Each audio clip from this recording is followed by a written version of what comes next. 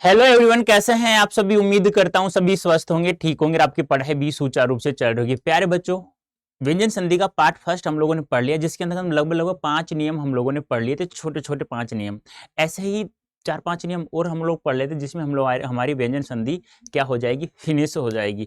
और मैंने कहा था इन छोटे छोटे नियमों की सहायता से आप लोग कोई भी किसी प्रकार का व्यंजन संधि का उदाहरण उठाते हैं तो वह सही करेंगे आप लोग 101%। ठीक है, हाँ। तो हम लोग आगे चलते हैं व्यंजन संधि को आगे बढ़ाते हुए। तो प्यारे बच्चों, नेक्स्ट नंबर 6 नियम पढ़ते हैं हम लोग। क्या कि देखो, कल मैंने आप लोगों को बताया था कि ई या ऊ के साथ में क्या दिखाई देता है, हमें श दिखाई देता है। तो श को षटकोण वाले श में परिवर्तित किया था ना। तो अब इस नियम में क्या है, ई या ऊ के साथ में हमें स्थ दिखाई देता है। क्या दिखाई देता है? स्थ। तो स्थ को हमें किस में परिवर्तित करना होगा? षठ में परिवर्तित करना होगा। यानी पूरा नियम तो क्या है बेटा, पूरा नियम तो ये है कि ए या आ के अतिरिक्त कोई अन्य स्वर आ जाता है और उसके साथ में स्थ आ जाए तो स्थ को षठ में परिवर्तित कर देता है। ये तो आपको मैंने बताए रखा है, ये ऐसे भी परिवर्तित होता है और इस प्रकार से भी परिवर्तित होता है। जैसे देखो, मान लो आ जाता है जैसे प्रतिधन स्थान। अब देखो, रटा हुआ है आप लोगों का ये शब्द, मैंने कहा ना फ्री के नंबर मिलते हैं व्यंजन संधि और विसर्ग संधि में। रटा हुआ है मानता हूं, लेकिन देखो ई के साथ में क्या आ गया? स्था आ गया। अब ई के साथ में स्था आ गया तो किस में परिवर्तित कर देंगे हम लोग? सठा में परिवर्तित कर देंगे। तो क्या हो जाएगा प्यारे बच्चों? प्रतिष्ठान। इस प्रकार से ध्यान रखना। जैसे और भी उदाहरण देखो, जैसे मान लो आ गया अधि धन स्था था। तो क्या हो जाएगा प्यारे बच्चों? स्था आ गया तो सटा में बदल दो तो क्या हो जाएगा? अधिष्ठाता। इस प्रकार से। अब देखो, एक शब्द मैं गलत लिख रहा हूं, लेकिन आपसे शब्द शुद्धि नहीं पूछ रहा मैं आपसे, वहां पे संधि पूछा जाएगा आप लोगों से। क्या पूछा जाएगा? संधि। तो क्या हो जाएगा प्यारे बच्चों? जैसे कि मान लो आ गया मी धन स्थान। तो क्या हो जाएगा? मिष्ठान हो जाता है। लेकिन यह शब्द अशुद्ध है, लेकिन आप लोगों से यहां शब्द शुद्धि नहीं पूछी जा रही, यहां संधि पूछी जा रही है। शुद्ध शब्द तो क्या होता है बेटा? मिष्टान होता है। इस प्रकार से यदि आप लोग कर लेते हैं तो प्यारे बच्चों, ये नियम अच्छे से आप लोगों को समझ में आ गया होगा। नेक्स्ट नियम पढ़ते हैं हम लोग। देखो, नेक्स्ट नियम क्या है कि त या ध के साथ में, ध्यान रखना, त या ध के साथ में यदि है आ जाता है तो यह त या ध में कोई सा भी हो तो उसे द में परिवर्तित कर देंगे, और है को प्यारे बच्चों हम लोग ध में परिवर्तित कर देंगे। ये ध्यान आप लोगों को रखना चाहिए। बिल्कुल छोटा सा नियम है यार। इन तय द के साथ में है आ गया तो है को ध में परिवर्तित कर देंगे, तय या द में से कोई सा भी होगा उसे द में परिवर्तित कर देंगे। एक नियम ऐसा ही है सेम, तय या द को, तय या द के साथ में यदि श आ जाता है तो यह तय या द में कोई सा भी हो तो इसको हम लोगों को च में परिवर्तित करना है, और ये श को हम लोगों को छ में परिवर्तित करना है।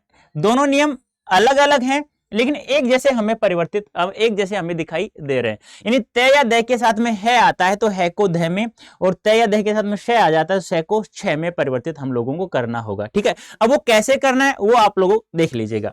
जैसे मान लो आ गया पद धन हति, ये आ गया, द के साथ में है आ गया तो क्या हो जाएगा? पद्धति। अब आप लोग इसे कैसे लिखते हैं? आप लोग इसे ऐसे लिख सकते हैं देवनागरी लिपि के अकॉर्डिंग, ये लो पद्धति। जैसे मान लो आ गया उद्दन हरण, तो द के साथ में है आ गया तो क्या कर देते हैं आप लोग? उद्धरण।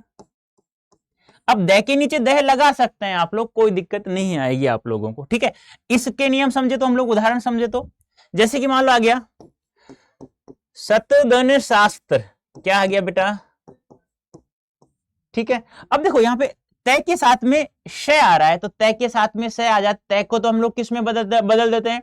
च में, और श को हम लोग छ में। तो क्या हो जाएगा? सच शास्त्र।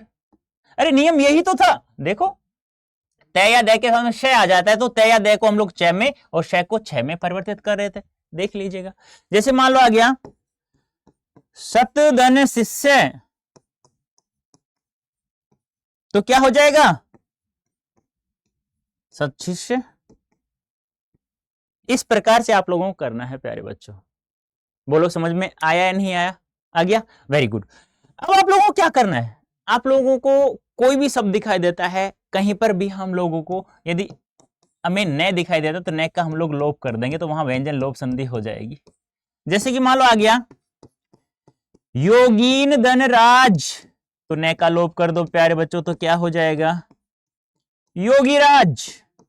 अब एक बात और ध्यान रखना, कहीं तुम लोगों को ये शब्द दिखाई दे वहां पर, अब शुद्ध शब्द पूछ लिया जाए, शुद्ध बताइए कौन सा है, तो ये गलत होगा, ध्यान रखना।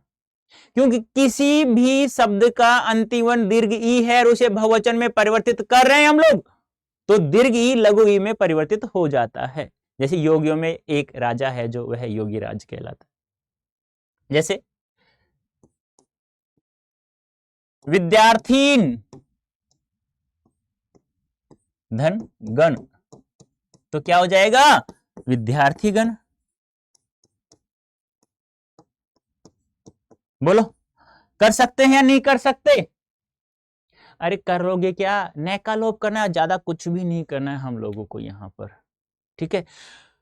अब कहीं पर भी हमें ऐसे आ जाता है, मान लो ध्यान से सुनना, निर्धन रोग, ठीक है, निर्धन रव, ठीक है, निर्धन रंध्र, ठीक है, दुर्धन राज, सॉरी दुर्धन राज, ये सब दिखाई दिया आप लोगों को। और इनका जो मूल शब्द बनता है बेटा क्या बनता है, जैसे बनता है निरोग, जैसे बनता है नीरव, जैसे बनता है निरंद्र, जैसे बनता है दुराज। अब एक बात ध्यान रखना, इनमें से कोई सा भी शब्द आ जाए और आपसे ये पूछे कि संधि बताओ इनमें कौन सी है, तो आप लोगों को संधि बतानी है बेटा विसर्ग, ये भी ध्यान रखना है आप लोगों को। अब इनमें से उपसर्ग पूछता है तो आप लोग करोगे निर निर निर दुर। अब ये दे करके फिर दे देता है कि संधि बताओ कौन सी है, तो यहां पर आप लोगों को व्यंजन संधि बतानी है। और कौन संधि, रेका लोप। यहां पे हम लोग रे को उठा रहे, जैसे अभी ने को उठाया था ना, ऐसे हम लोग यहाँ रे को उठाएंगे। ध्यान रखना बहुत ज्यादा महत्वपूर्ण शब्द है। ये शब्द देकर ये पूछे कौन संधि है, तो विसर्ग बतानी आप लोगों को, 101% सही होगा। अब यदि इसका ऐसे दे कि निर्धन रोग में बताइए व्यंजन कौन संधि होगी, तो व्यंजन संधि। निरोग में उपसर्ग बताइए निर, निरव में उपसर्ग बताइए निर, दुराज में उपसर्ग बताइए दुर। इस प्रकार से आप लोगों को बताना है।